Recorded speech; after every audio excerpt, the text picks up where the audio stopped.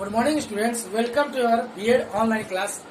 आज की कक्षा में हम लोग बहुत ही महत्वपूर्ण बिंदु पर चर्चा करने जा रहे हैं, जो कि भविष्य में जब भी शिक्षक बनेंगे ये जरूरी होगा कि क्लास को सत्यापित करने के लिए छोटे स्तर पर बड़े पाठ को छोटे घटकों के द्वारा संचालित किया जाए, जिसे हम लोग बोलते हैं सूक्ष्म शिक्षण।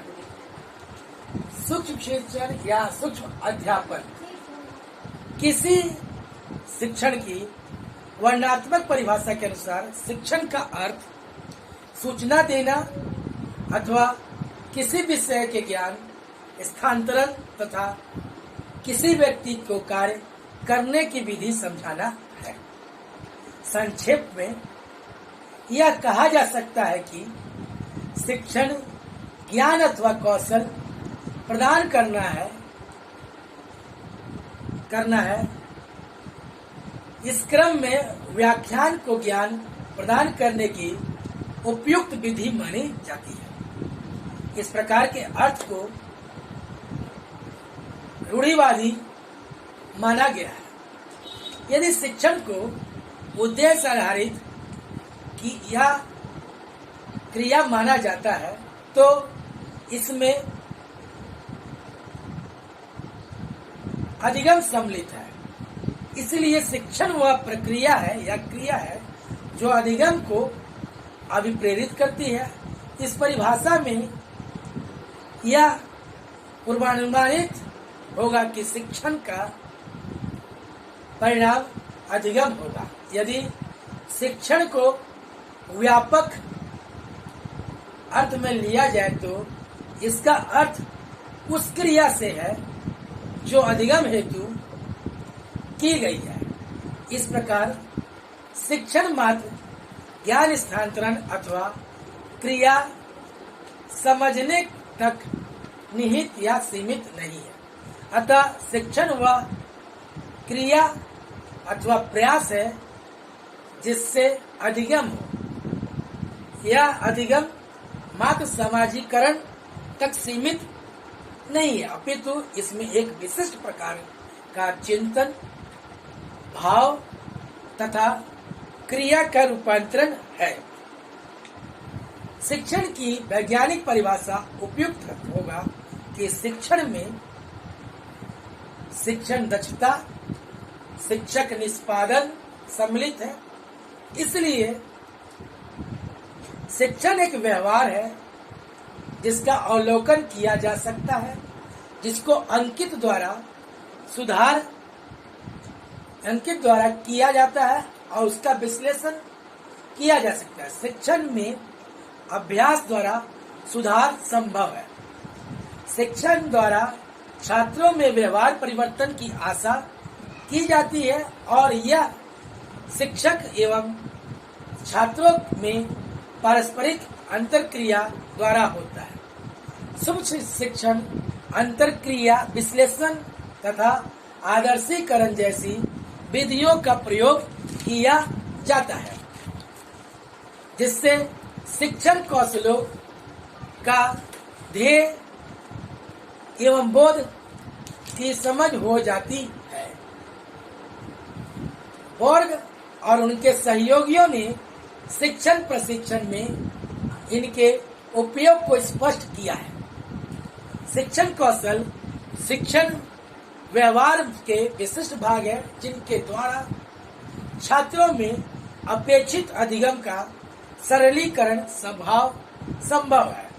बाद में सूक्ष्म शिक्षण को शिक्षण प्रशिक्षण की प्रविधि स्वीकारने पर शिक्षण कौशल का संप्रत्यय सर्वमान्य हुआ तथा दक्षता आधारित शिक्षण प्रशिक्षण का एक मुख्य भाग बन गया।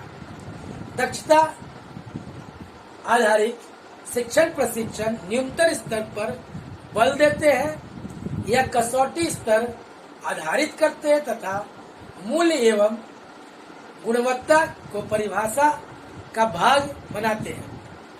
इस अध्याय में या इस संस्करण में या इस टॉपिक पे हम शिक्षण के कौशल, शिक्षण की दक्षता पर चर्चा करेंगे।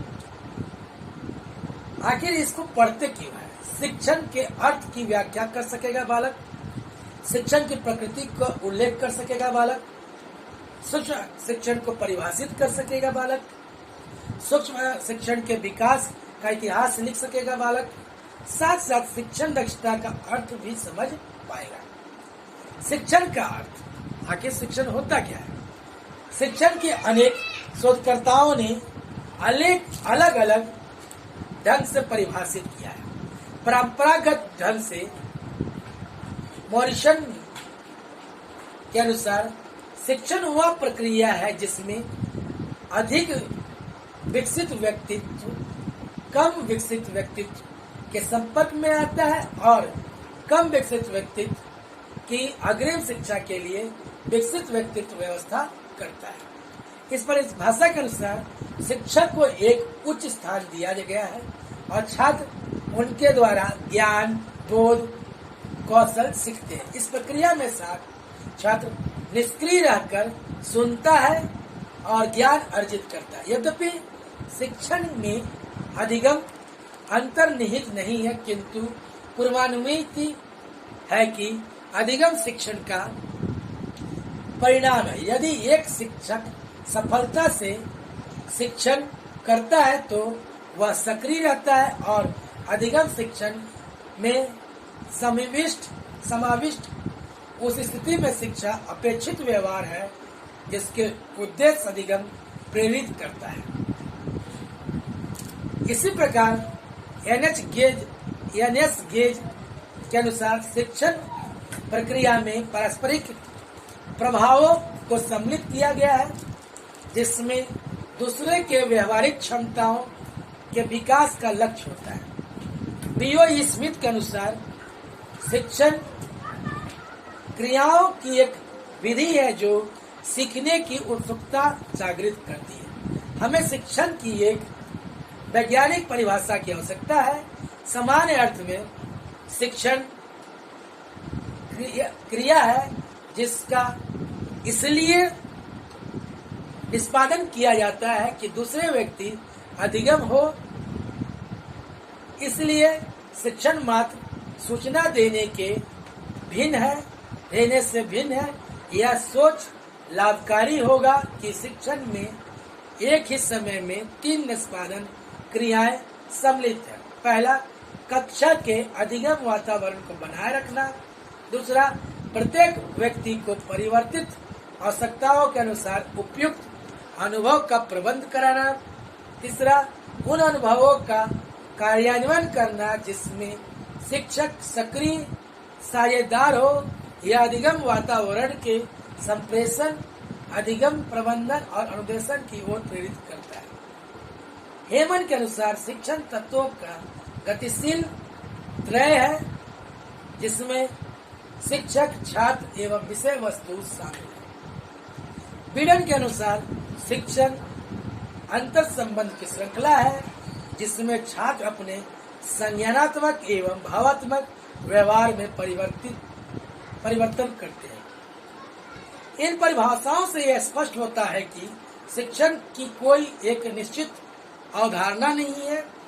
प्रत्येक शिक्षक ने शिक्षा का एक अपरिष्कृत संप्रदाय बना रखा है और वह उसी प्रकार शिक्षण करता है। यह आवश्यक है कि शिक्षक को वैकल्पिक शिक्षण संप्रदाय विचारणीय रखना चाहिए। यह मानना उपयुक्त होगा कि शिक्षण व्यवहार है। शिक्षण ऐसा व्यवहार है जो छात्रों के अधिगम को प्रभावित करता है। इस प्रकार व्यवहार में अनेक प्रविधि शामिल है जो शिक्षक क्रियाओं में देखी जा सकती है। इन परिभाषाओं के 2 पक्ष स्पष्ट होते हैं। एक होता है शिक्षण के तत्व, दूसरा शिक्षण की कुछ विशेषताएं। शिक्षण के तत्व में शिक्षक, छात्र, विषय वस्तु, शिक्षण विधियां, अधिगम वातावरण और भाषा सम्मिलित है। इसी प्रकार शिक्षण विशेषताओं में विवेकपूर्ण प्रविधि का होना, व्यवहार जिसका विश्लेषण एवं जिसमें सुधार संभव है, शिक्षक एवं छात्र की अंतर क्रिया पर एवं व्यूह रचना है जो छात्र को संप्रत्यय विकसित विकास में सहायक होती है। शिक्षण की प्रकृति, परिभाषाओं के आधार पर शिक्षण की प्रकृति को सुनिश्चित किया जा सकता है। कक्षा शिक्षण के संदर्भ में शिक्षण द्वारा छात्र व्यवहार में परिवर्तन संभव है। दूसरा, छात्रों के व्यवहार में परिवर्तन शिक्षक छात्र अंतरक्रियाओं द्वारा होता है। तीसरा, शिक्षण एक व्यवहार है जिसका अवलोकन संभव है तथा उसमें अभ्यास द्वारा सुधार किया जा सकता है। तीसरा, तो अगला, शिक्षण में भाषा संप्रेषण का कार्य किया जाता है, जैसे हम बोल रहे हैं वो भाषा शैली है। अगला, शिक्षण उद्देश्य आधारित प्रक्रिया है। शिक्षण के पक्ष दो होते हैं, एक होता है पूर्व अंतरक्रिया पक्ष और दूसरा होता है, ऐसे तो तीन माना गया है। पहला पूर्व अंतरक्रिया पक्ष, दूसरा अंतरक्रिया पक्ष, एक होता है पक्ष अंतरक्रिया पक्ष। एक में pre interactive phase and post interactive. पहला पूर्व अंतरक्रिया पक्ष, यह पक्ष शिक्षण नियोजन है से संबंधित है, जिसमें शिक्षक पाठ्यवस्तु का विश्लेषण करता है, व्यवहारिक उद्देश्य निर्धारित करता है और शिक्षण अधिगम क्रियाओं को विकसित करता है। अंतरक्रिया पक्ष, इस पक्ष में शिक्षण होता है। पक्ष अंतरक्रिया पक्ष, इस पक्ष में शिक्षक सह मूल्यांकन करता है, स्व मूल्यांकन करता, अगले पाठ के लिए प्रतिपुष्टि करता है। अगली कक्षा में हम लोग सूक्ष्म शिक्षण के ऊपर चर्चा करेंगे।